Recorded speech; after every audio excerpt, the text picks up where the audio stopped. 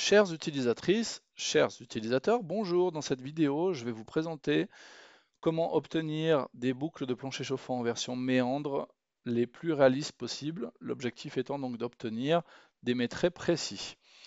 Pour celles ou ceux qui seraient intéressés par la version colimaçon, sachez qu'on a une vidéo, c'est la vidéo numéro 76, qui est dédiée au sujet. Dans la présente vidéo, on va uniquement traiter les colimaçons. Donc pour mon exemple, j'ai préparé une pièce avec 6 boucles de chauffage. On a un pas de 30 et une zone renforcée en haut avec un pas de 20. Et pour travailler, je vais activer la grille. Donc pour ça, je passe par la barre d'outils. Elle est bien pratique cette barre d'outils puisqu'elle va vous permettre par exemple d'afficher, de désafficher la grille en un clic ou d'activer l'utilisation de la grille ou pas en un clic également via l'icône correspondant. Ou encore via le premier icône, vous pouvez ouvrir directement les différents paramètres de la grille. Donc j'ai choisi une distance de 30 horizontalement, une distance de 100 verticalement, puisque les pas de 20 et de 30 sont des multiples de 100. Et ça va m'éviter de devoir redéfinir la grille en cours de route pour ma pièce. Je vais pouvoir traiter la zone intérieure plus la zone renforcée avec cette grille. Enfin, j'ai défini mon point 0 en bas à droite de la pièce à la limite de la bande périphérique et j'ai calé mes tubes traversant dessus, donc ils ont une distance de 10 cm. Alors c'est parti, on va partir du serpentin généré par Nova, qui est donc quelque chose de schématique, de pas réaliste, et on va le modifier. Vous allez voir qu'avec des techniques assez simples, on va pouvoir obtenir quelque chose qui sera bien calé sur la trame. Donc, je vais d'abord traiter les choses de la gauche vers la droite pour cette boucle. Donc, je vais appeler la fonction étirer après avoir sélectionné ma boucle. À gauche, je suis parfaitement aligné, donc j'ai rien à faire. Par contre, à droite, ce que je vais faire, c'est que je vais définir juste pour les sommets de mes méandres, là, je vais définir en fait un rectangle de sélection. Donc, qui va aller jusqu'en bas, quelque chose comme ça. Je valide par entrée. Ensuite, le point initial, je vais l'attraper en accrochage auto-temporaire, activé, donc en maintenant la touche CTRL pressée. Je relâche la touche CTRL pour le point final puisque je voudrais capturer la grille, et je valide par entrée. Ça donne ceci.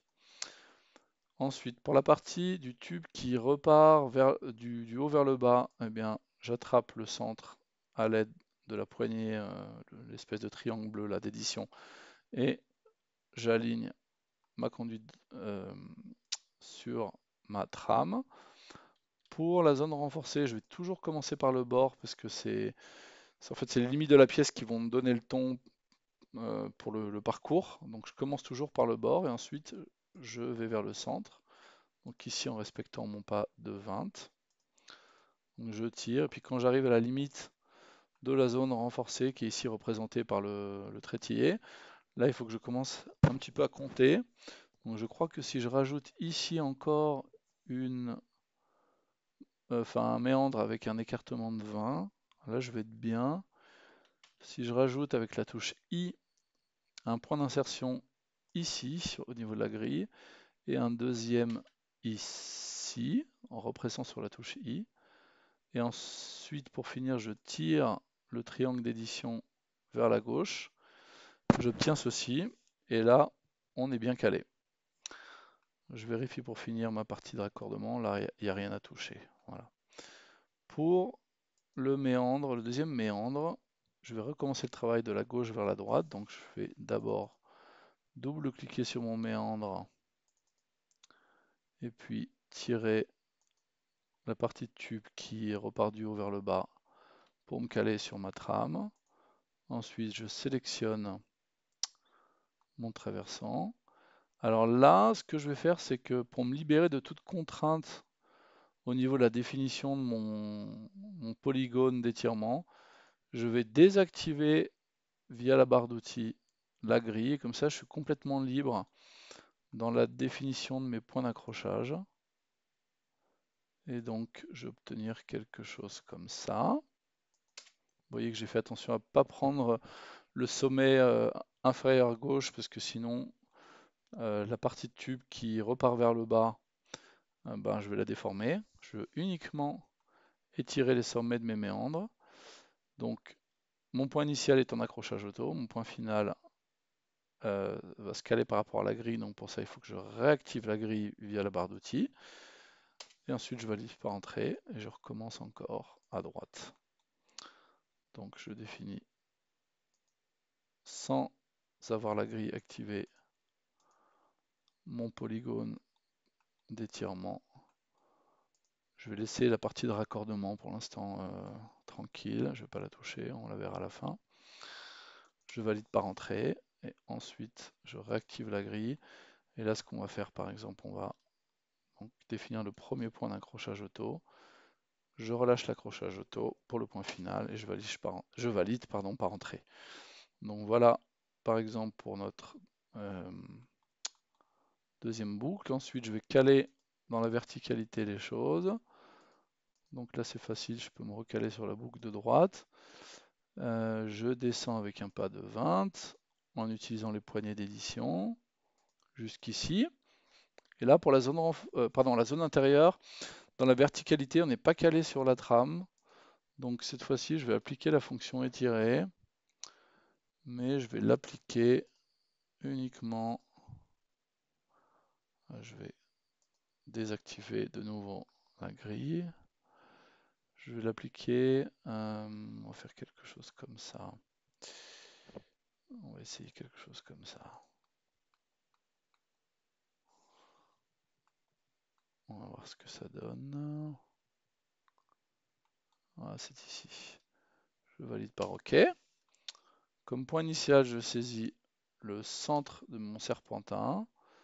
Comme point final, je vais capturer ma grille. Alors si j'arrive pas bien à m'aligner ou que quand je déplace mon curseur de souris, le vecteur, au lieu de rester bien vertical, il part vers la gauche ou la droite, je peux procéder comme ça. Je peux d'abord valider la direction par un deuxième clic. Je peux valider temporairement en fait un premier vecteur avec la direction. J'active ma grille maintenant. Et là maintenant, avant de valider par entrée, je peux remodifier en fait le deuxième point. Donc ici, je vais recliquer une autre fois et vous voyez que Nova a réajusté la longueur du vecteur. Là, je tape sur entrée et maintenant, je suis bon partout. Pour finir, je vais devoir travailler un petit peu la partie du bas.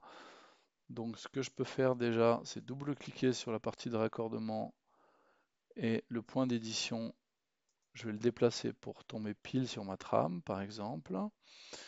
Et ensuite, je pourrais faire quelque chose comme ça. Je pourrais redescendre.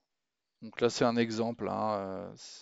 Peut-être que dans la réalité, vous ne feriez pas pareil, mais pour obtenir quelque chose de cohérent, je vais prolonger un petit peu ou adapter la boucle existante. Donc là, je vais rajouter avec la touche I un point d'insertion ici. 1, 2, 3. Je vais en rajouter un deuxième ici. Et comme ça, je peux rajouter encore un méandre. Et du coup, je retombe. Ah, pardon, c'était pas le bon point.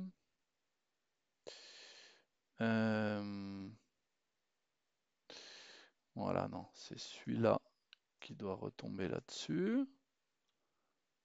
Et là, j'ai juste un point d'édition à enlever, donc je clique dessus. Ah, décidément, il ne veut pas me supprimer le bon. Je recommence. Moi, je vais le déplacer temporairement, comme ça là je suis sûr de bien sélectionner le bon. Je supprime, et ensuite celui qui me gênait, je le remets à la bonne place.